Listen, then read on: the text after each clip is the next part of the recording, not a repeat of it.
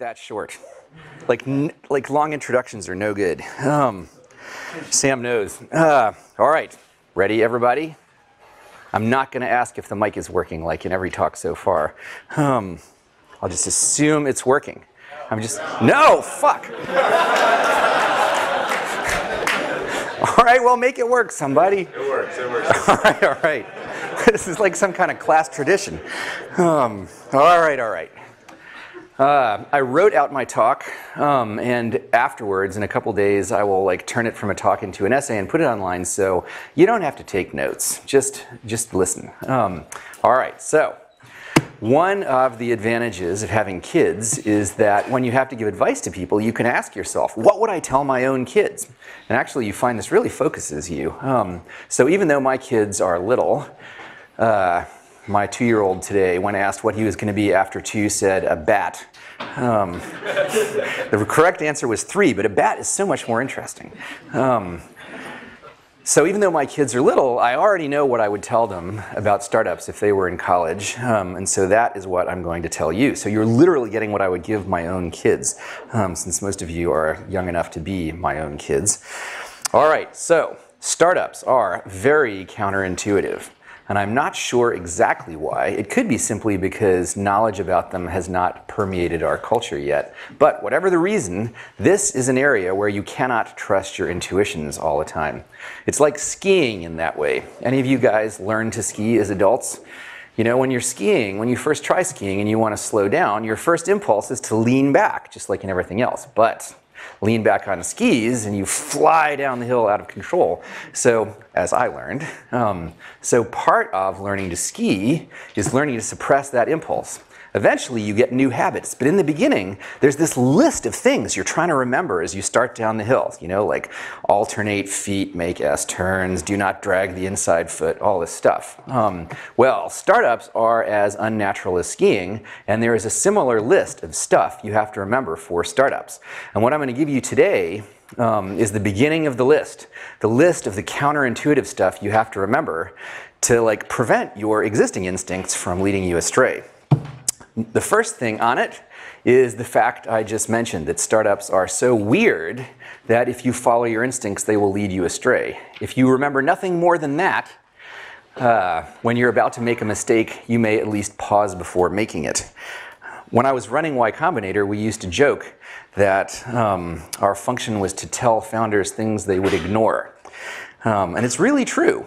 Batch after batch, the YC partners warn founders about mistakes they are about to make, and the founders ignore them, and they come back a year later and say, I wish we'd listened. But that dude is in their cap table, there's nothing they can do. Why do founders persistently ignore the partner's advice? Well, that's the thing about counterintuitive ideas. They contradict your intuitions. So, they seem wrong. So of course your first impulse is to ignore them.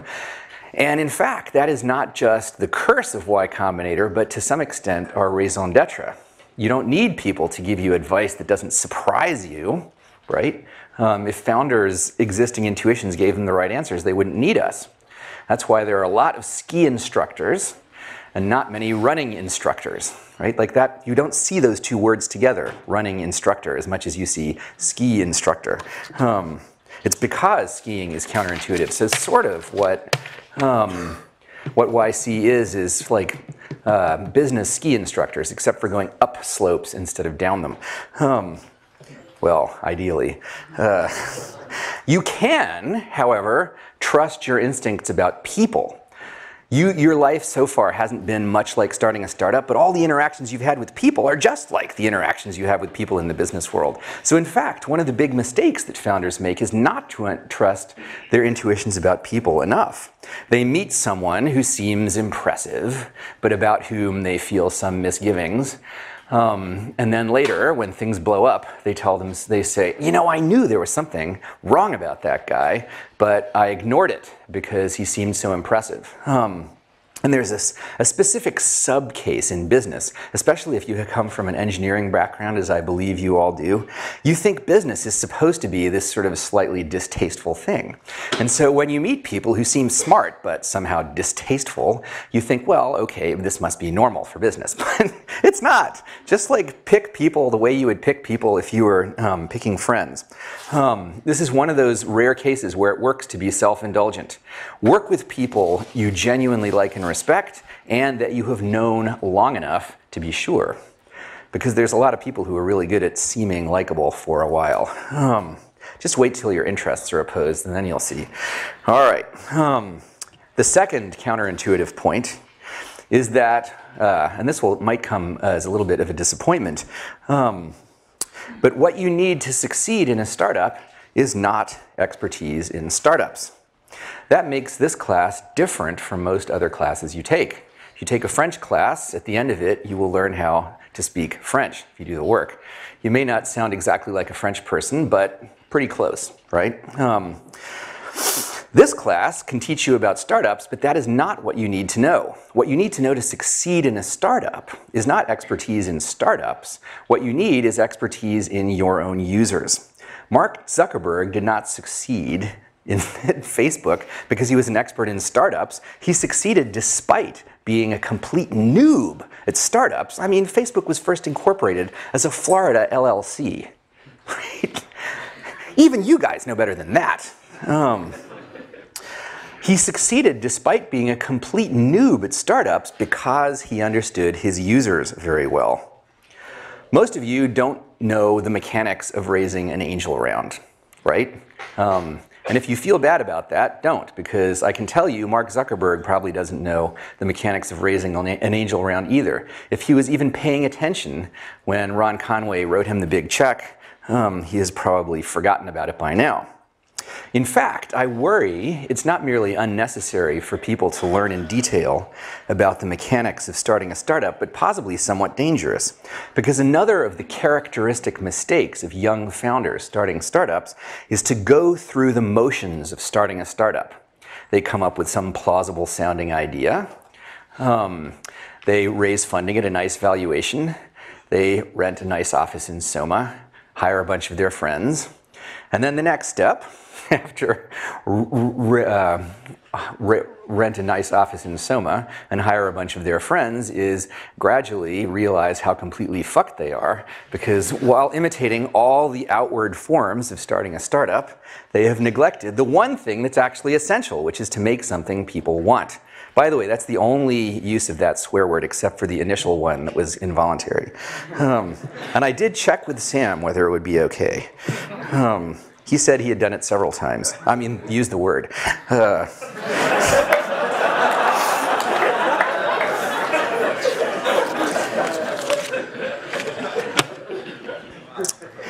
We saw this happen so often. No, I mean people going through the motions of starting a startup. That we made up a name for it, playing house. Eventually, I realized why it was happening. The reason young founders go through the motions of starting a startup is because that is what they have been trained to do for their whole lives up to this point. Think about what it takes to get into college. Extracurricular activities. Check. Right? Even in college classes, most of the work you do is as artificial as running laps. And I am not attacking the educational system for being this way.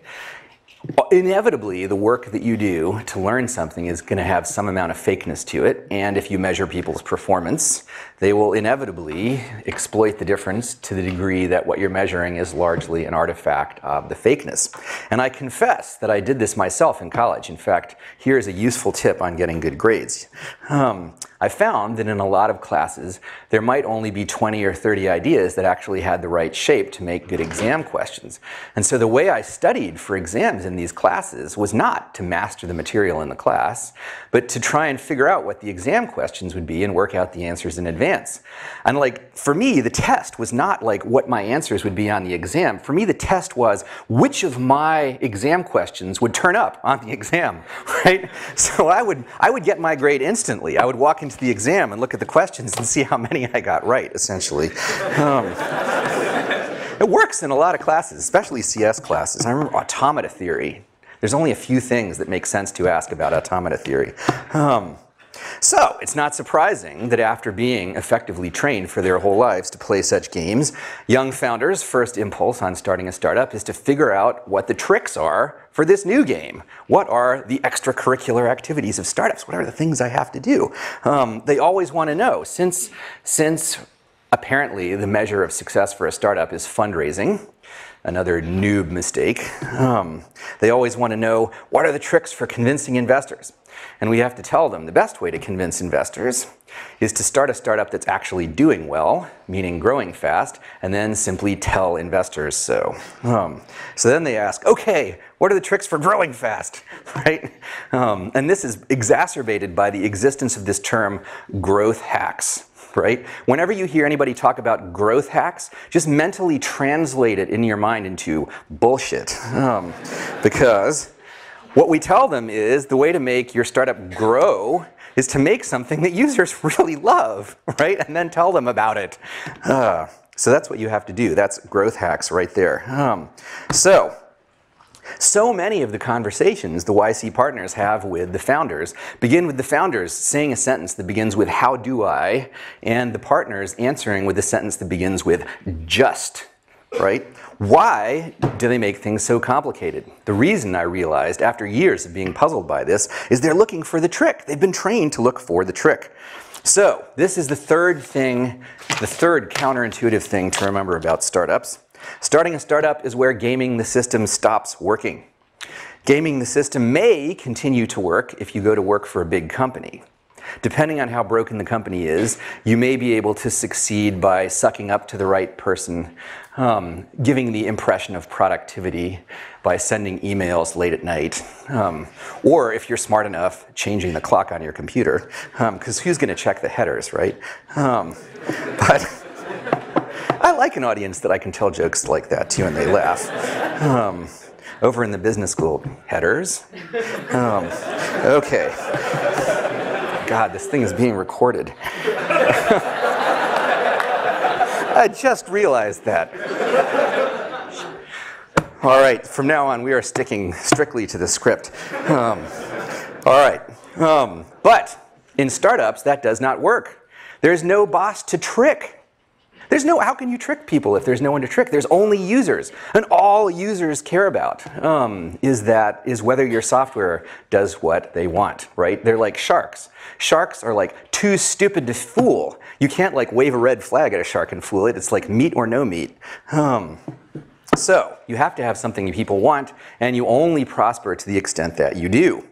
The dangerous thing is, particularly for you guys, the dangerous thing is that faking does work to some extent with investors. If you're really good at knowing what you're talking about, you can fool investors for 1, maybe 2 rounds of funding. But it's not in your interest to. I mean, you're all doing this for equity. You're playing a confidence trick on yourself. You're wasting your own time because the startup is doomed, and all you're doing is you're just going to waste your time writing it down. So stop looking for the trick. There are tricks in startups, as there are in any domain, but they are an order of magnitude less important than solving the real problem. Someone who knows 0 about fundraising but has made something users really love will have an easier time raising money than someone who knows every trick in the book but has a flat usage graph. Though, in a sense, it's bad news that gaming the system stops working now, in the sense that you're deprived of one of your most powerful weapons, and after all, something you have spent 20 years mastering. It is something I find it very exciting that there even exist parts of the world where gaming the system is not how you win. I would have been really excited in college if I had explicitly realized that there are parts of the world where gaming the system matters less than others, and some where it hardly matters at all. But there are, and this is one of the most important things to think about when you're planning your future. Got that? Okay. How do you win at each type of the work, and what do you want to win by doing? So, that brings us to our 4th counterintuitive point. Startups are all-consuming. If you start a startup, it will take over your life to a degree that you cannot imagine. And if it succeeds, it will take over your life for a long time, for several years at the very least, maybe a decade, maybe the rest of your working life. So there's a real opportunity cost here. It may seem to you that Larry Page has an enviable life, but there are parts of it that are definitely unenviable. The way the world looks to him is that he started running as fast as he could at age 25, and he has not stopped to catch his breath since. Every day, shit happens within the Google empire that only the emperor can deal with, and he, as the emperor, has to deal with it.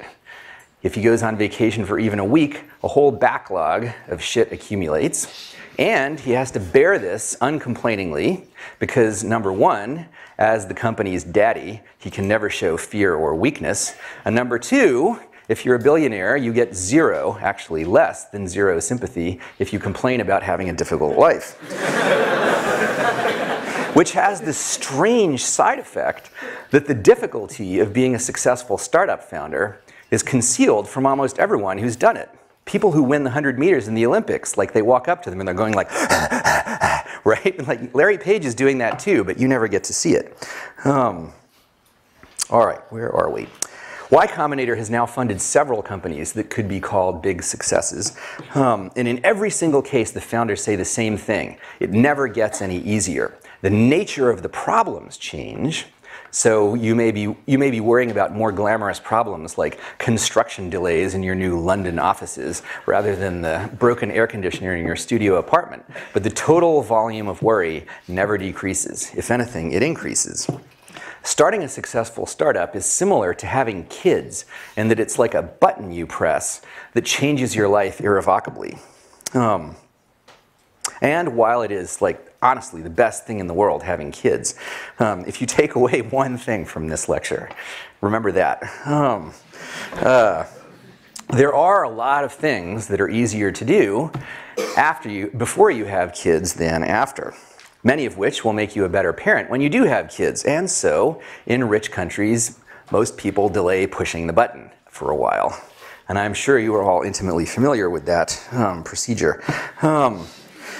Yet, when it comes to starting startups, a lot of people seem to think they're supposed to start them in college. Are you crazy? And what are the universities thinking? They go out of their way to ensure that their students are well supplied with contraceptives, and yet they're starting up entrepreneurship programs and startup incubators left and right. To be fair, the universities have their hand forced here. A lot of incoming students are interested in startups. Universities are at least de facto supposed to prepare you for your career. And so if you're interested in startups, it seems like universities are supposed to teach you about startups. And if they don't, maybe they lose applicants to universities who do claim to do that. So, can universities teach you about startups? Well, if not, what are we doing here? Yes and no. As I explained, they can teach you about startups, but this is not what you need to know. Essentially, if you want to learn French, universities can teach you linguistics. That's what this is. This is a linguistics class, right? We're teaching you about how to learn languages, and what you need to know is like how to learn a particular language. What you need to know are the needs of your own users. And you can't learn those until you actually start the company. And starting a company, which means that starting a startup is something you can intrinsically only learn by doing it. And you can't do that in college for the reason I just explained, that startups take over your entire life. If you start a startup in college, if you start a startup as a student, you can't start a startup as a student because if you start a startup, you're not a student anymore. You may be nominally a student, but you won't even be that for much longer. So, given this dichotomy, which of the two paths should you take? Be a real student and not start a startup, or start a real startup and not be a student? Well, I can answer that one for you. I'm talking to my own kids here. Do not start a startup in college. I hope I'm not disappointing anyone. Seriously, honestly. Starting a startup could be a component of a good life for a lot of ambitious people, but this is just part of a much bigger problem that you're trying to solve: how to have a good life, right? And though starting a startup could be a good thing to do at some point, 20 is not the optimal time to do it.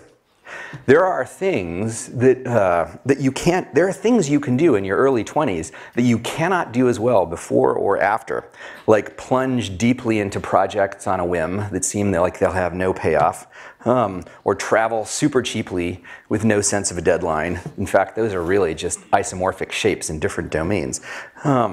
For unambitious people, this sort of thing can be the dreaded failure to launch. But for the ambitious ones, it's a really valuable sort of exploration. And if you start a startup at 20 and you're sufficiently successful, you will never get to do it.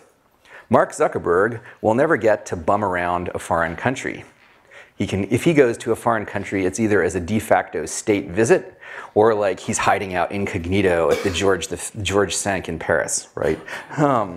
But he's never going to get to just like backpack around Thailand, if that's still what people do. Do people still backpack around Thailand? Okay. Well, it's there. That's the first real sign of enthusiasm I've seen from this audience. Should have given this talk in Thailand. All right. He can do things that you can't do, like charter jets to fly him to foreign countries, really big jets.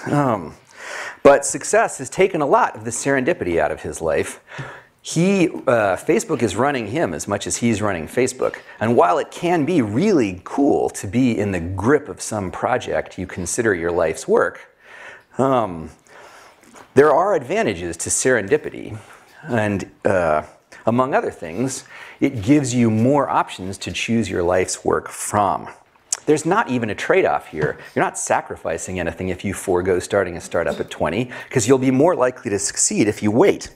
In the unlikely case that you're 20, like astronomically unlikely case that you're 20 and you have some side project that takes off like Facebook did, then you face a choice of either running with it or not, and maybe it's reasonable to run with it. But usually the way startups take off is for the founders to make them take off, and it's gratuitously stupid to do that at 20. So, should you do it at any age?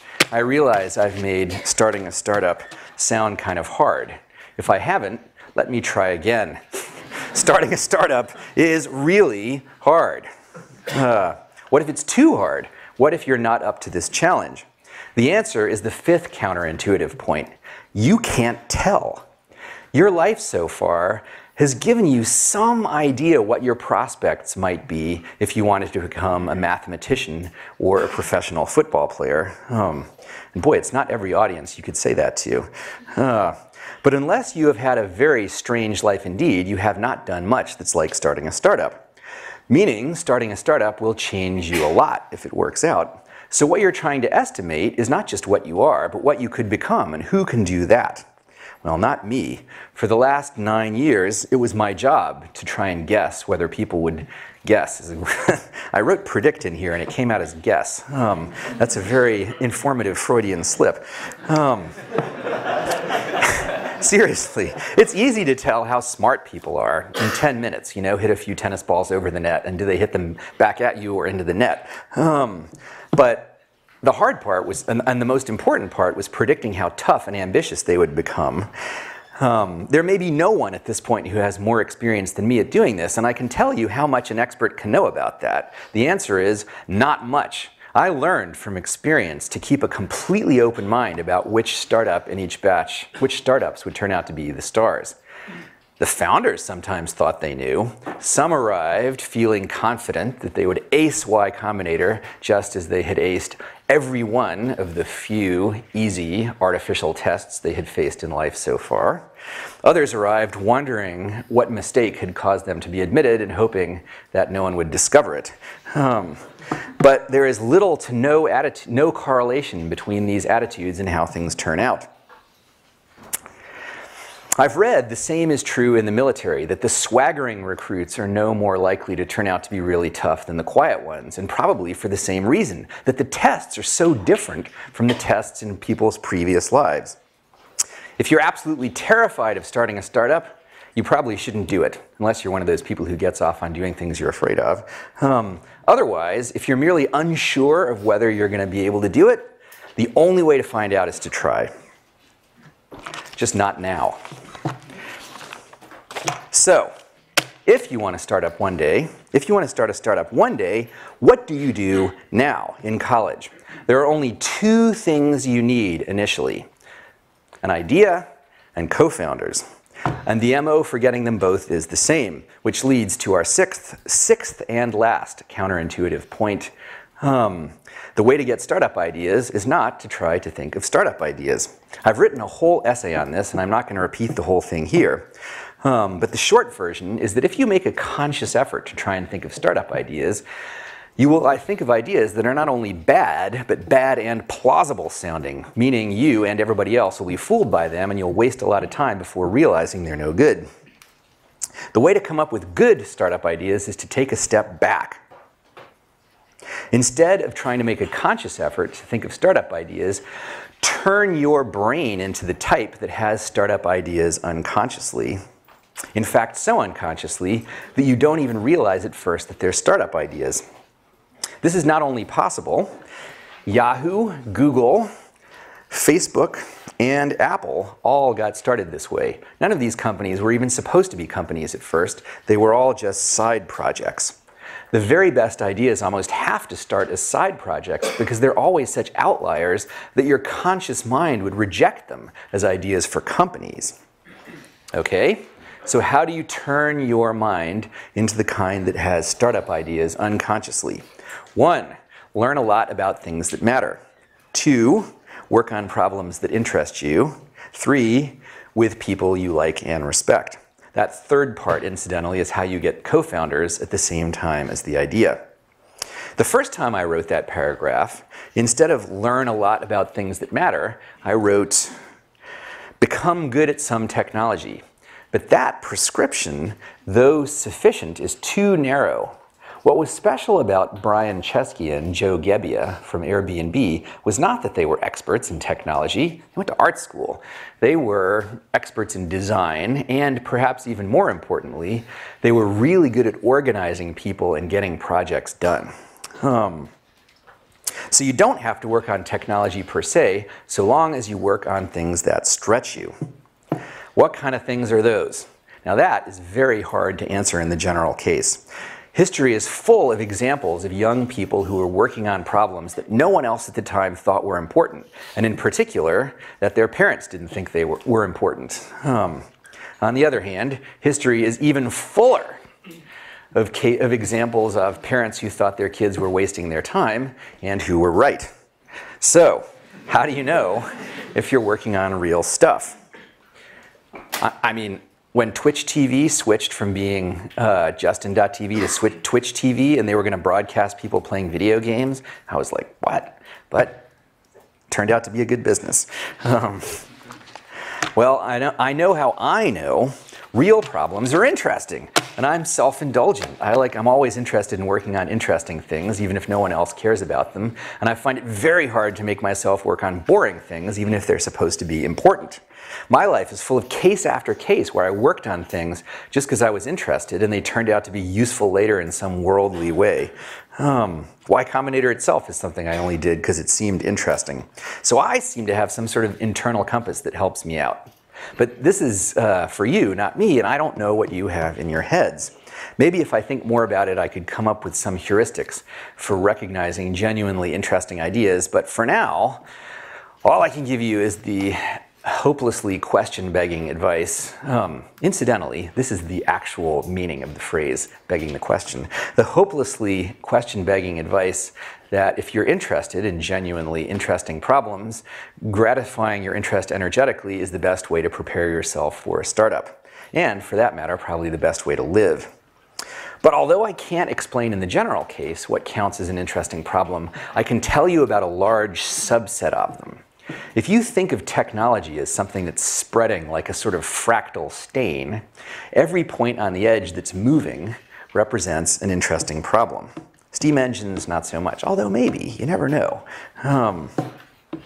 So one guaranteed way to turn your mind into the type that startup ideas form in unconsciously is to get yourself to the leading edge of some technology, to as Paul Buchheit put it, live in the future.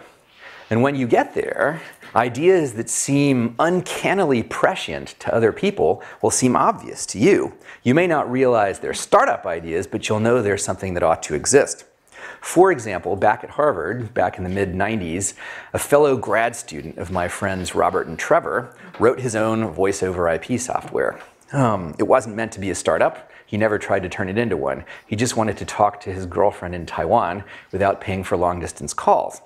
And since he was an expert on networks, it seemed obvious to him that the thing to do was turn the sound into packets and ship them over the internet for free. Why didn't everybody do this? Well, because they weren't good at writing that kind of software.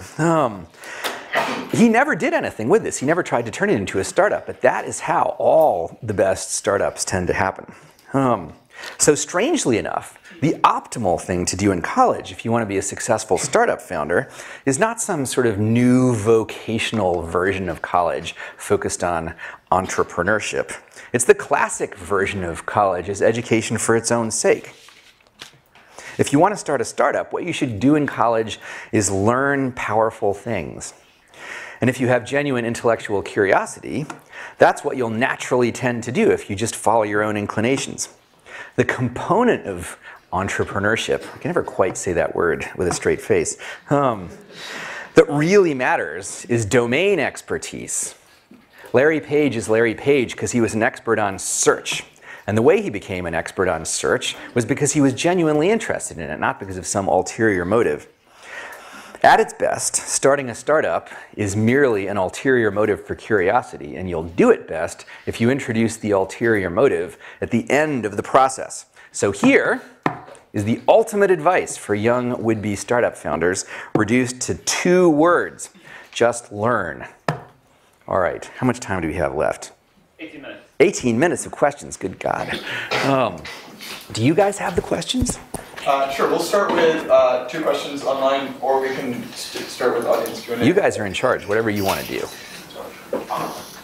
Okay, so to start with online questions, the most voted question today was... Do I have to repeat them, by the way? Yeah. Okay. How can a non-technical founder most effectively contribute to a startup? How can a non-technical founder most effectively contribute to a startup? Well, if the startup is working in some domain, if it's not a pure technology startup, but is working in some very specific domain, like if it's Uber, right?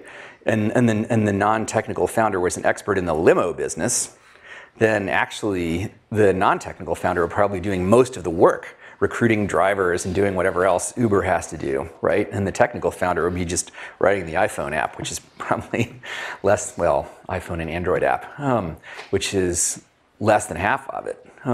If it's a purely technology startup, the non-technical founder does sales and brings coffee and cheeseburgers to the programmer. Okay, next. Oh, audience. Okay, audience. Yes. Do you see any value in business school for people who want to pursue entrepreneurship? Do I see any value in? Or if so, what value? I guess. I'm hoping Well, this. we probably won't have to get to the second question, which I suppose is the answer to your first question. Okay, so the question is there any value in business school if you're interested in entrepreneurship, and if so, what?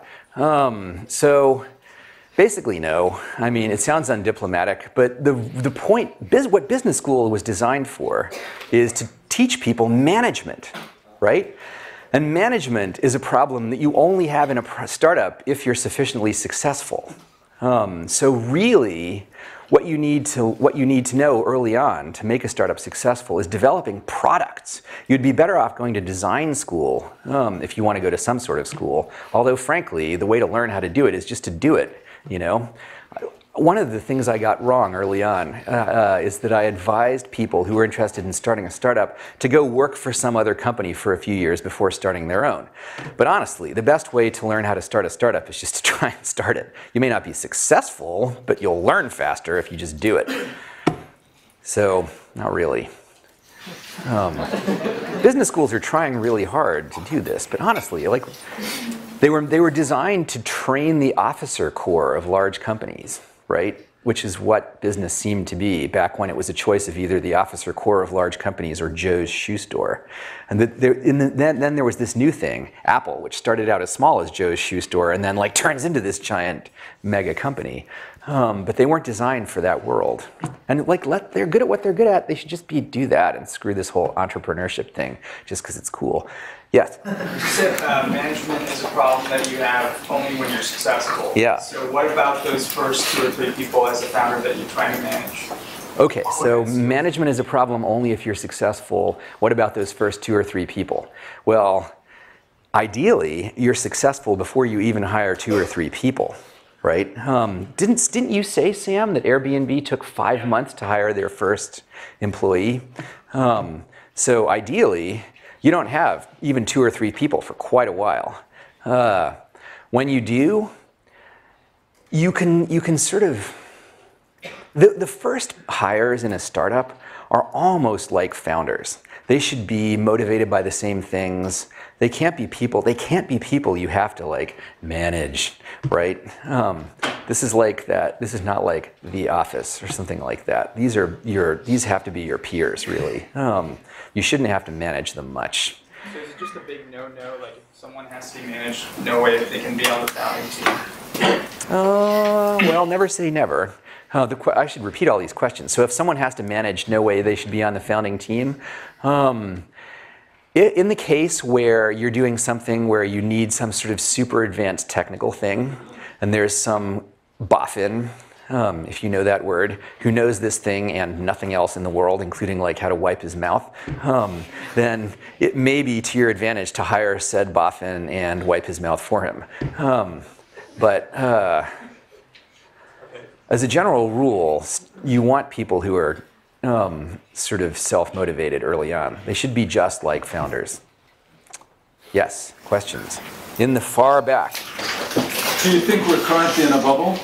Do I think we're currently in a bubble? Okay, so I'll give you 2 answers to this question. One, ask me questions that are useful to this audience, because these people are here to learn how to start startups, and I have in my head like more data about that than anybody else. And you're asking me the kind of questions a reporter does because they can't think of anything interesting to ask. But I will answer your question. There is a difference between prices merely being high and a bubble. A bubble is a very specific form of prices being high, where people knowingly pay high prices for something in the hope that they will be able to unload it later on some greater fool, right? And that's what happened in the late 90s. Like, VCs knowingly invested in bullshit startups, thinking that they would be able to take those things public and unload them on the retail investors before everything blew up. And I was there. I was there for that, at the epicenter of it all. And that is not what's happening today. Prices are high, valuations are high, but valuations being high does not mean a bubble. Every commodity has prices that go up and down in some sort of sine wave. Definitely prices are high. And so we tell people, if you raise money, don't think the next time you raise money it's going to be so easy. Who knows? Maybe between now and then the Chinese economy will have exploded and there's another giant disastrous recession. Who knows? Assume the worst. But bubble? No. Yes? I'm noticing a trend among young people and successful entrepreneurs where they don't want to start one more great company, they want to start like 20. And so you're starting to see the rise of these labs attempts where they're going to try to launch a bunch of stuff. I don't know of a really stellar example yet, but do you mean like IDEO? Like no, like Idea Lab, like Garrett Camp's new one. There's North. Yeah. Oh yeah. Okay, so there's this new thing where people start labs that are supposed to spin off startups. It might work. That's how Twitter started. In fact, I meant Idea Lab, not IDEO. That was another Freudian slip. Because Twitter was not Twitter at first. Twitter was this side project at a company called IDEO that was supposed to be in the podcasting business. And you're like, podcasting business? Do those words even grammatically fit together? The answer turned out to be no, as Evan discovered. But like as a side project, they spun off Twitter, and boy, was that a dog wagging tail. So people are starting these things that are supposed to spin off startups. Will it work? Quite possibly if the right people do it. You can't do it yet, though, because you have to do it with your own money. Yes, far back. Hi, thanks so much. I hate to step into sort of a gendered pitfall, but what advice do you have for female co-founders as they're pursuing funding? Female co-founders when you're pursuing funding. Well, it probably is true that women have a harder time raising money, right? I've noticed this empirically, and Jessica is just about to publish a bunch of interviews with female founders, and a lot of them said that they thought they had a harder time raising money too. So, you remember I said like the way to raise money, make your startup actually do well? Well, that's just especially true in that case. If you miss the ideal target from the VC's point of view in any respect, the way to solve that problem is make the startup do really well. So in fact, there was a point like a year or two ago when I tweeted this growth graph of this company, and I didn't say who they were. But I knew it would start people asking. And it was actually a female-founded startup that was having trouble raising money, but their growth graph was stupendous. And so I tweeted it, knowing that like all these VCs would start asking me, who is that, right? And like growth graphs have no gender, right? So if they see the growth graph first, let them fall in love with that, right? So do well, which is good advice for startups generally. Yes? What would you learn in college right now? What? What would you learn in college right now? What would I learn in college? Literary theory? No, just kidding. Let's see. Well, you know, honestly, I think I might try and study physics. That's the thing I feel like I missed.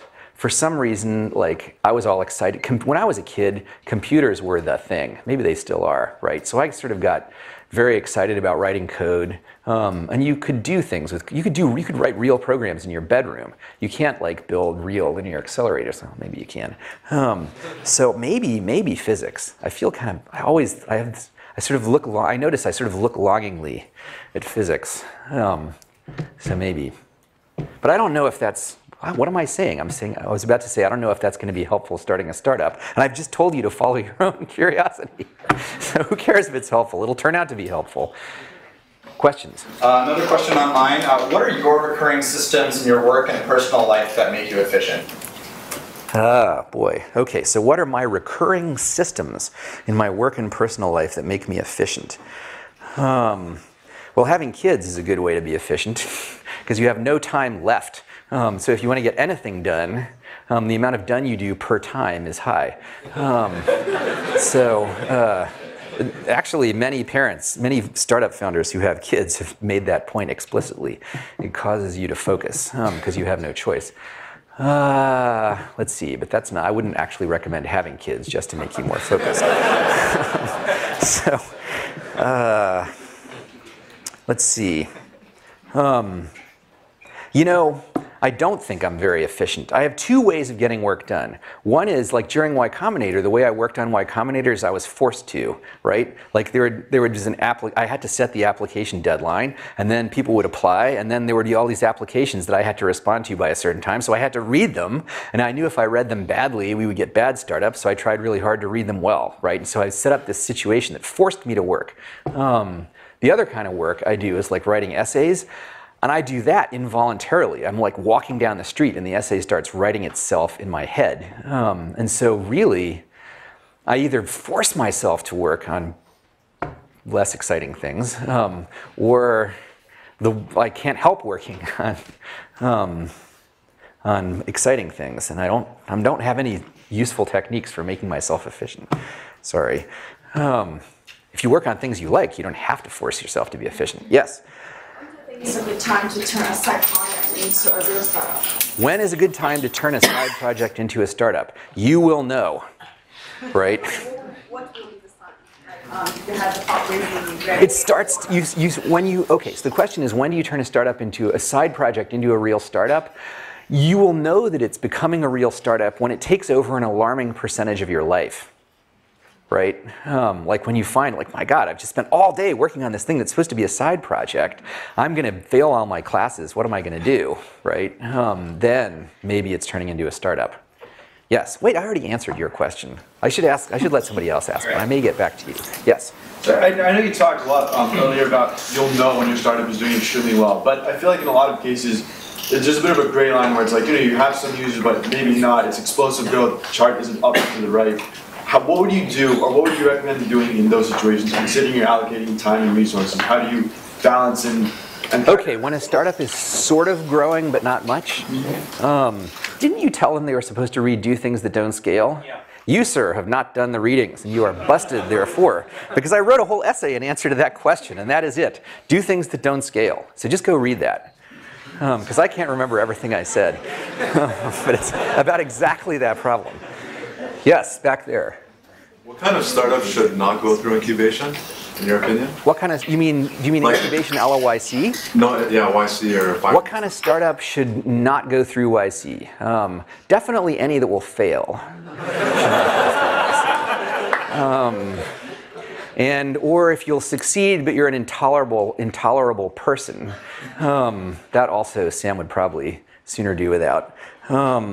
Short of that, I cannot think of any, because a large percentage, founders are often surprised by how large a percentage of the problems that startups have are the same, regardless of what type of thing they're working on. And those tend to be the kind of problems that YC helps with the most, not the ones that are domain specific. So I can't, can you think of a class of startups that YC wouldn't work for? I can't. I mean, we had like fission and fusion startups in the last batch, or that they had. Yes? You mentioned that it's good advice to learn a lot about something that matters. Yeah. What are some good strategies to figure out what matters? Well, if you think of, okay, so how do you figure out what matters?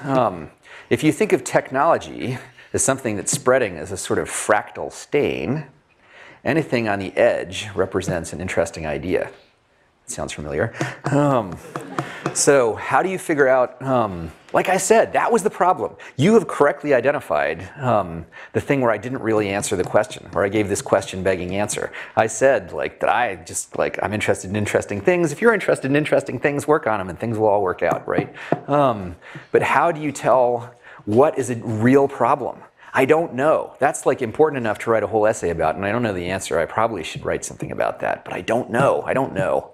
I figured out a technique for detecting whether you have a taste for genuinely interesting problems, which is whether you find working on boring things intolerable, right? And there are known boring things, like literary theory and working in middle management in some large company. So if you could tolerate those things, then you must either have stupendous self-discipline, or you don't have a taste for genuinely interesting problems. And vice versa. Yes? One more question. Okay, one more question. It better be good. I was just wondering how Snapchat makes money or plans to do so in the future. Snapchat? What do I know about Snapchat? We didn't fund them. How about another question? All right, go ahead. So you're talking about hiring people that you like, but it seems like that could lead to a monoculture. And there are a lot of benefits maybe of a monoculture, but how do you deal with the blind spots that arise? Okay, so if you hire people you like, you might get a monoculture. And how do you deal with the blind spots that arise?